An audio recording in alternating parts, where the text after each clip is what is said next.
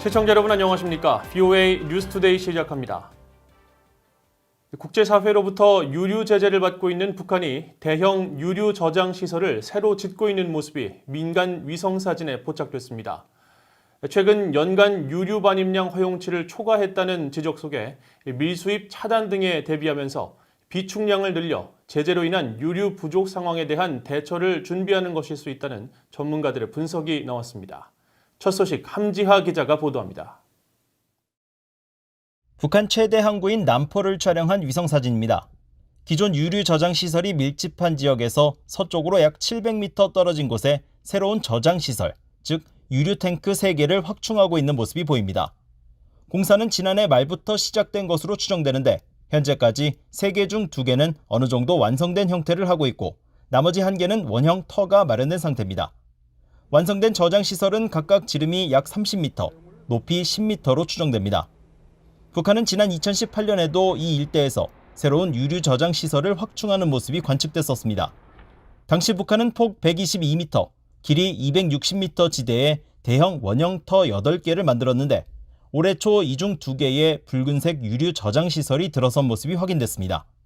근처 다른 지점에도 2018년에만 2개의 유류 저장 시설을 더 만든 것으로 나타나 2017년까지 약 20개던 유류 저장 시설은 2년 만에 26개로 늘었고 터가 만들어진 곳까지 합치면 앞으로 더 들어설 것으로 예상됩니다. 북한은 유엔으로부터 유류와 관련된 제재를 받고 있는데 어떤 이유에서 저장 시설을 더 늘리고 있는지 주목되는 부분입니다. 최근 국제사회는 북한이 선박간 환적 등 제재 회피를 통해 이전보다 더 많은 유류를 반입하고 있다고 지적하고 있습니다. 전문가들도 이런 사실에 주목하며 유류 저장 시설 확충도 이에 따른 움직임으로 해석했습니다. Knowing that smuggling could be impeded at any point, their ability to take. So North Korea needs to prepare not just for how to evade sanctions, but for periods like this when it will be unable to take and do that as well. When you're worried about oil supply, you want to create more storage. So in bad time comes, you can draw down your storage. So the sanctions would make the North Koreans nervous, all the time nervous, of whether they're going to get enough supply. 브라운 교수는 그러면서 과거와 달리 현재는 유류의 종류가 다양해지고 이에 따라 각각 다른 저장 시설을 갖춰야 한다면서 가능성은 낮지만 북한도 이런 변화에 따라 저장 시설을 확충하고 있을 가능성이 있다고 말했습니다. VOA 뉴스 함지하입니다. 아프리카 지역 내 불법 활동을 전문적으로 추적하는 미국 조사기관 센트리가 보고서를 통해 콩고 민주공화국에서 발생한 여러 대북 제재 위반 정황을 밝혔습니다. 센트리는 19일 출간한 보고서에서 지난 2018년 박화성, 황길수 등 북한 국적자 2명이 비사업자용 비자를 획득해 콩고에 입국한 뒤 콩고 아콘데라는 이름의 사업체를 불법 설립했으며 아콘데는 유엔 안보리 대북결의 2321호로 금지한 동상 제작을 콩고 내 오트로마위주에서 진행한 점을 지적했습니다. 보고서는 특히 오트로마위 지방정부가 북한이 제작한 동상을 조달해 안보리 결의를 위반했으며 동상 건립과 기타 안보리 금지 활동에 공공자금을 활용한 것도 제재 위반 행위라고 지적했습니다. 센트리는 이어 북한 국적자가 설립한 이 기관이 카메룬에 본사를 둔 아프릴랜드 제1은행 콩고 지점에서 달러 계좌 거래를 개설해 불법 미화 달러 거래도 진행했다고 밝혔습니다. 매년 8월 19일은 유엔이 지정한 세계 인도주의의 날입니다. 유엔은 전 세계에 확산한 전염병으로 지원 활동가들의 희생과 노력이 그 어느 때보다 큰 한 해라면서 심각한 인도적 위기에 처한 북한에 대해서는 당국이 국제기구 직원 등의 입국 범위를 넓히면 지원 역량도 높아질 수 있다고 지적했습니다. 안소영 기자가 취재했습니다. 2008년 유엔이 제정한 세계 인도주의의 날을 맞아 유엔 인도주의 업무조정국 오차는 북한의 취약계층 규모가 증가했을 것이라고 우려했습니다.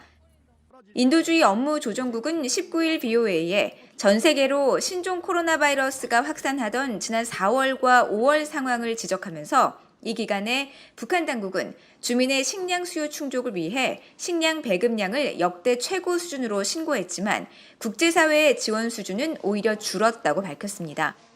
그러면서 국제기구와 지원단체의 북한 내 인도주의 사업 역량과 효과는 국제 전문가와 국제기구 직원의 북한 내 입국 범위가 더 확대돼야 커진다고 강조했습니다.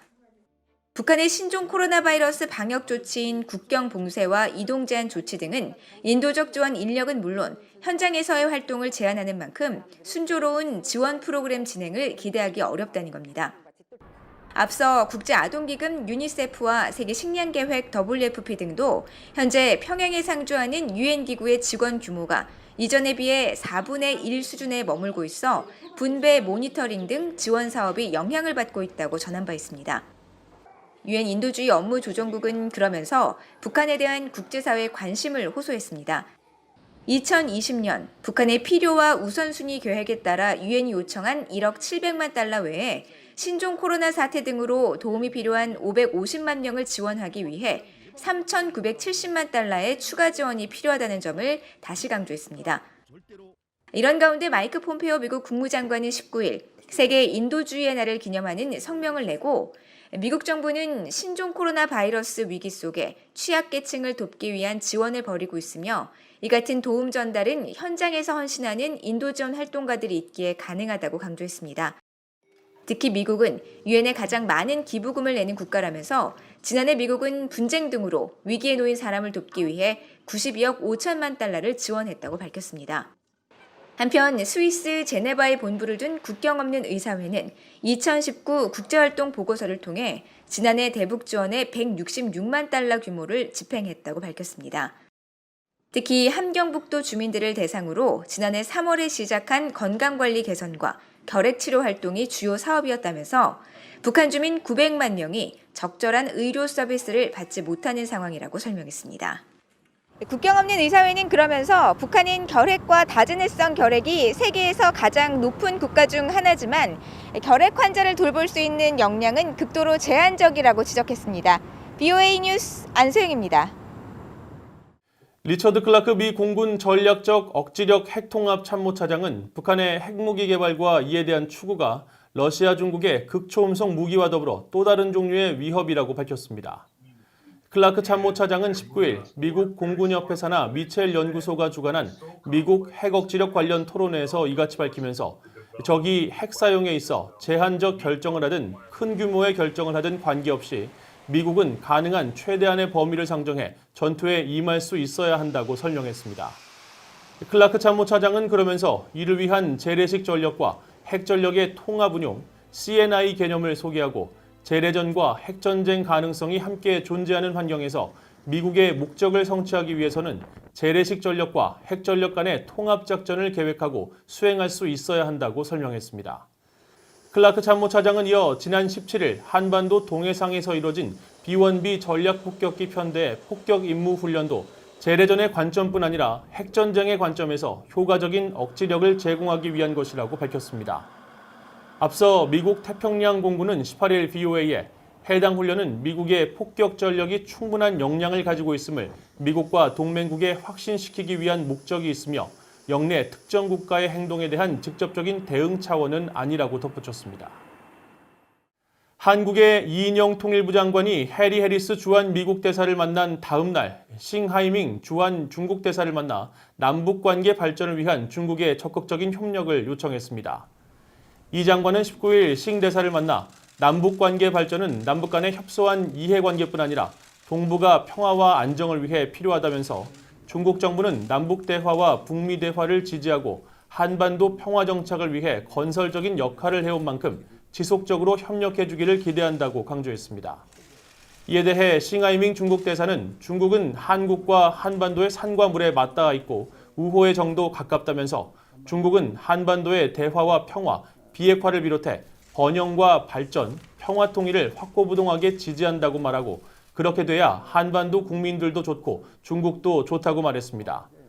이어 지난해부터 한반도 정세가 조금 경색돼 유관국들이 모두 노력해야 한다면서 남북관계 개선도 중요하지만 북미관계 개선도 쌍두마차처럼 끌고 가면 한반도 정세는 좋은 방향으로 갈 것이라고 말하고 중국은 옆에서 끌어주고 밀어주면서 돕는 역할을 하고 싶다고 밝혔습니다. 이상으로 BOA 뉴스투데이를 마칩니다. 시청해주신 여러분 고맙습니다.